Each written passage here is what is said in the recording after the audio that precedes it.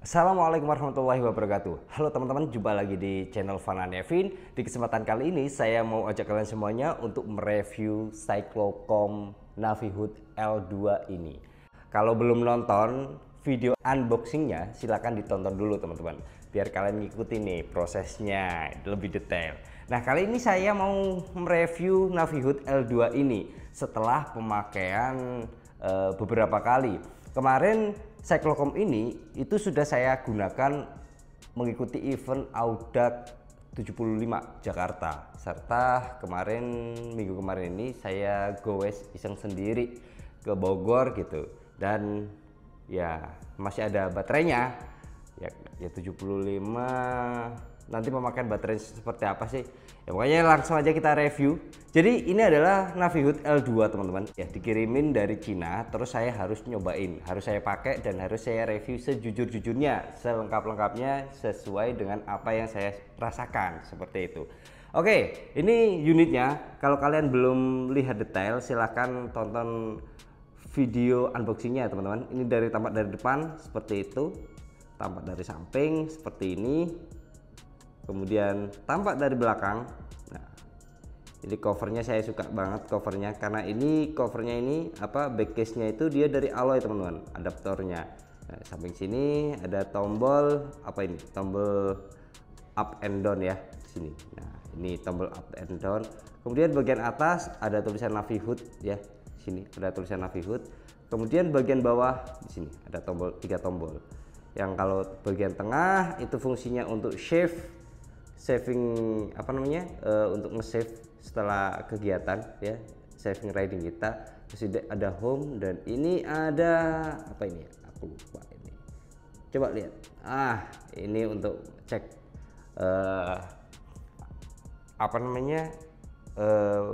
halaman selanjutnya kayak gitu intinya.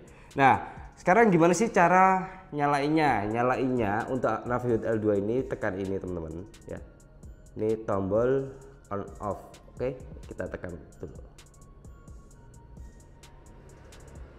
Nggak ada baterainya nih, bateraiku habis guys. Mestinya sih belum habis ya. Oke, sudah nyala teman-teman. Nah, kita harus nunggu beberapa saat. Ini menunjukkan bahwasanya dia belum connect ke satelit. Nah, kita harus nunggu beberapa saat. Posisi saya ada di indoor teman-teman, atau di dalam ruangan. Kita nunggu beberapa saat untuk dia bisa connect ke satelit. Nah, kita tunggu aja beberapa saat. Lama guys, kadang lama kadang cepet. Kalau di luar ruangan sih cepet teman-teman, nggak begitu lama. Oke, kita tunggu aja. Belum connect juga. Oke, nah baru connect teman-teman. Oke, nah untuk baterainya sendiri kita cek coba. Nah, kalau misalkan kalian mau ngecek baterai teman-teman seberapa persen, itu bisa ke sini, tekan tombol power 2 kali untuk cek status. Nah, dia baterainya presentasenya berapa persen itu?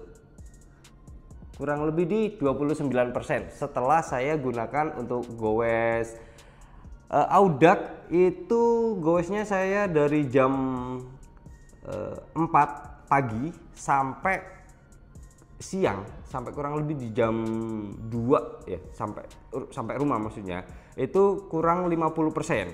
Nah, pas waktu sampai kemarin dari Depok ke Bogor main-main doang, nggak terlalu begitu lama sih, lebih seringnya standby, karena kalau kita menunggu misalkan kita tidak pakai lama, Cyclocom ini akan otomatis mati teman-teman ternyata. Oke, bukan standby ya, tapi otomatis mati. Nah, itu ya sisa 29%. Nah, oke. Jujur saya suka banget untuk bagian bodinya teman-teman. Back case-nya dan lain sebagainya. Ini karet-karetnya untuk penutup port charging-nya itu luar biasa, tebel, bulky, kayak paten gitu loh. Kayak ya emang bagus karet-karetnya seperti itu. Kemudian untuk bagian ini back case ya, untuk adaptor naruh ke tempat Cyclocom-nya atau barfly-nya, itu dia dari alloy, otomatis kita nggak perlu takut untuk patah seperti kejadian di Cyclocom yang lainnya yang masih menggunakan bracket plastik biasa. Oke, seperti itu ya. Dan kemudian bentuk-bentuknya ini saya suka banget karena memang apa ya, menyudut-menyudut gitulah, keker, kayak kalau kalian tahu dan pernah pegang HP yang tough gitu, yang HP untuk kegiatan outdoor, ya ini mirip banget. Cuman tidak dijelaskan bahwasanya ini anti shock atau enggak, ini tahan banting atau tidak, itu tidak dijelaskan di spesifikasi produknya.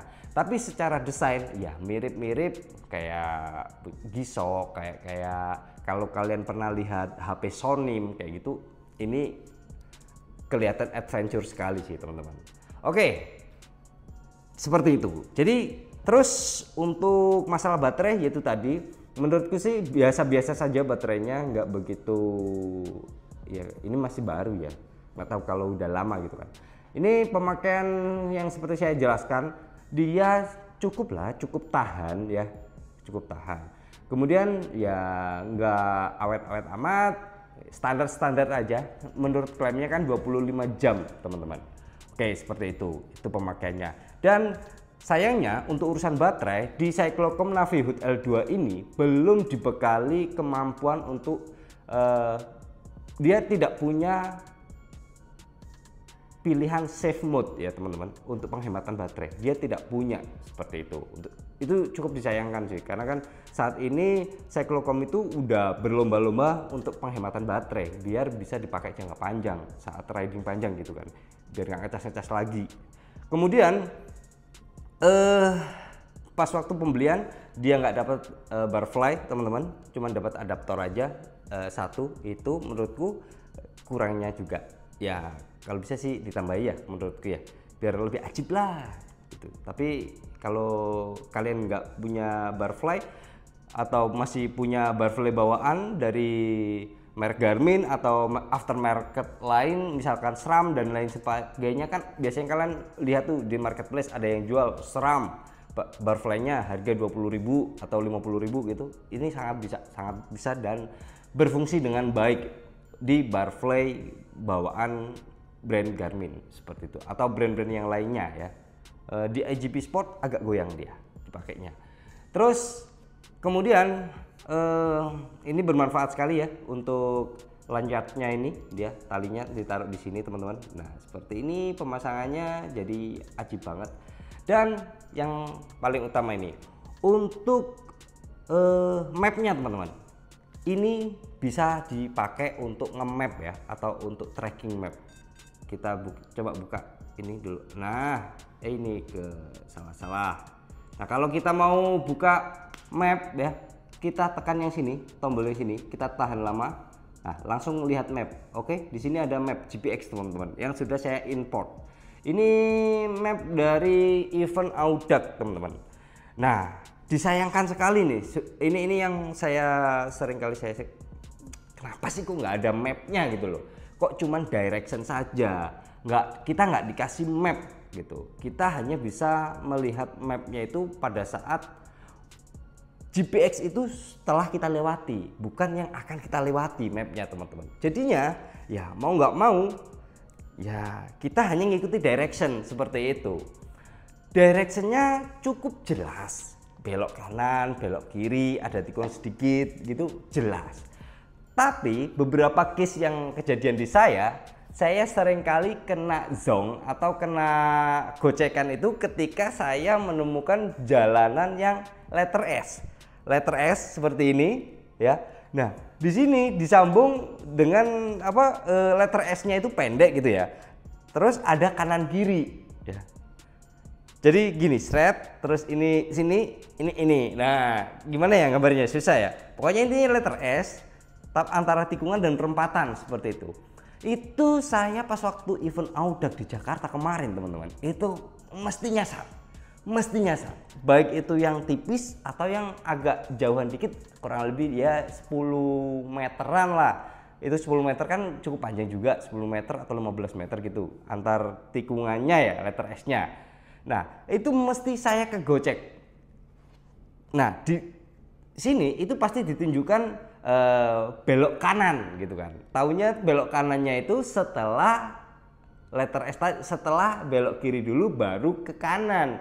ternyata di sini nggak bisa ngasih direction atau arahan letter S gitu. Sayangnya di situ dia cuman bisa belok gini atau letter L terus agak miring dikit atau lurus go straight kayak gitu, seperti itu. Nah, saya mungkin ada 3 kali atau 4 kali ketemu jalan yang memang letter S. Ya, endingnya kalian bisa tebak. Ya, saya pasti milih ke kanan dulu. Pasti nyasar dulu nih. Karena satu, saya nggak bisa lihat mapnya dari sini ya. Kalau misalkan saya bisa cek mapnya gitu, oh ini letter S dulu nih. Nah, tapi sayangnya saya tidak bisa melihat map tersebut. Ya, otomatis ya saya nyasar. Bukan begitu nyasar sih, karena ada teman-teman di belakang saya dan saya pun sempat bawa backup Cyclocom brand lain kayak gitu. Itu saya 3 kali salah jalan dan selalu diingetin sama teman-teman di belakang saya, woi salah jalan, belok, seharusnya belok dulu baru lurus kayak gitu. Itu kejadian di Cyclocom Navihood teman-teman. Nah, kemudian itu ya untuk masalah masalah lihat GPX-nya ya kira-kira seperti itu. Kemudian untuk ini teman-teman, ini kan bentar, saya lihat nih, kita lihat mode yang sedang saya pakai saat ini adalah mode trainer ya. Ini mode trainer kan teman-teman, ini ada modenya. Nah, ini yang saya gunakan adalah mode trainer. Saya itu lupa mengganti modenya ke root karena kemarin saya kan goesnya itu root. Nah, saya lupa ganti. Ternyata ketika saya import ya, saya masukkan ke Strava, ke aplikasinya dulu yang otomatis bakalan copy data dari sini, kemudian disambungkan ke Strava. Ternyata di Strava itu setelah saya muter-muter Jakarta, dia tidak record jalur yang telah kita lewati teman-teman. Aku sampai, kok gak nge-record gitu lah. Padahal GPS-nya itu dia connect ke satelit. Itu sayang sekali sih. Jadi mau nggak mau kita harus bener-bener ngecek dulu nih sebelum kita pakai. Misalkan kita gunakan Cyclocom ini, Navihood L2 ini trainer, di traineran ya kita ganti nih mode traineran. Nah, misalkan kita mau ganti sepeda, mau gravelan gitu, ya kita harus ke aplikasi dulu nih. Nah, kita ganti ke aplikasi dulu seperti ini. Oke, cek rutenya dulu mana. Oke, training. Oke, nah langsung ganti sport mode. Oke, nah ini gini caranya. Nah, kita tekanin dulu teman-teman. Nih, kita tekan yang ini ya. Nah, oke, terus keluar ini ya, sorry agak backlight ya. Oke, terus kemudian kita tekan ini lagi, yang ini ya centang. Terus ini ada sport mode, kita centang lagi. Nah, kita pilih, jangan lupa dipilih lagi teman-teman. Pilihannya di sini ya. Kita pilih, naik turun dulu. Nah, kurang jelas ya, sorry teman-teman. Ini agak backlight flare ya. Oke, kita pilih pilihannya gravel atau road. Saya coba pilih road. Nah, baru kalau misalkan sudah dipilih road, ini road teman-teman. Oke, kelihatan nggak ya? Sorry teman-teman, nggak bisa fokus ya. Pokoknya ini intinya ke road. Nah, baru saya centang. Oke, ya kita centang dan back lagi. Baru bisa untuk record jalur yang kita telah lewati teman-teman. Kemarin itu saya 2 kali gowes itu, yang ke Bogor sama yang Audax Jakarta itu nggak ke record seperti itu, nggak bener-bener tidak terrecord mapnya. Kalau kalian penasaran, kebetulan kan HP-nya sedang tak pakai record ini ya untuk syuting ini. Kalian bisa cek di Strava saya fanani.evin, seingat saya ya. Kalian bisa cek di situ. Itu nggak ada mapnya, cuman aktivitas, terus sekian kilo, sekian jam, ya kayak gitu. Aku sampai, loh kok gak keluar ya, Seperti itu ya. Ya udahlah. Nih, ini ada odometernya yang sudah saya lewati ya. 162. Nah, ini 100 kurang lebih 162 km. 62,9 km. Nah, oke. Ya kira-kira itulah untuk mengenai Navihut L2. Nanti kalian bisa, aku masalahnya belum tahu harganya berapa sih, jadi aku nggak bisa merekomendasikan ya. Kalau misalkan sudah tahu harga resmi di Indonesia, karena kan ngobrol-ngobrol ceritanya ini dia bakalan dijual di Indonesia, sedangkan sampai saat ini pun Navihut L2 atau brand Navihut itu belum secara resmi dijual di Indonesia kayak gitu loh. Yang kalau misalkan sudah ada harga resminya gitu di Indonesia gitu, saya bisa ngasih gambaran, oh barang ini worth it nih dengan harga segitu, perbandingannya dengan harga segitu kita nggak usah ikulah, wis pasti kan kita mikirin dengan harga segitu apa yang kita dapatin kan. Nah itu yang penting. Sekarang sih ya kalian bisa menilai sendiri lah ya, dengan harganya kurang lebih dianggap berapa ya kemarin ya, sekian euro lah itu. Ya wes ya, semoga informasi kali ini bermanfaat, karena banyak sekali dari kalian yang dari kemarin nanyain mengenai review Navihut L2 worth it atau tidak. Semoga ini bisa menjawab pertanyaan kalian teman-teman, semoga bermanfaat kayak gitu intinya ya. Dan oke. Terima kasih sudah menonton dari awal hingga akhir. Jangan lupa share, subscribe, dan komen. Follow Instagram saya, fana.evin. Kalau kalian mau servis sepeda, silahkan main ke Launcher ID. Lokasinya ada di Tapos. Terima kasih. Sampai jumpa di video selanjutnya. Wassalamualaikum warahmatullahi wabarakatuh. Sehat selalu teman-teman.